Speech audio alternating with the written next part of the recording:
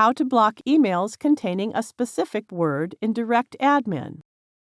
We assume you have already logged into your DirectAdmin account. Now click Spam Filters icon. From this Email Filters interface, you can create a variety of filters for incoming email. You can block emails containing a specific word. Let's start. Click to open the drop-down list of Block By and then select the Stop Word option. Enter that specific word contained in spam emails in the text input box provided. Then click Block button. Success! You now know how to block emails containing a specific word. Thank you for watching.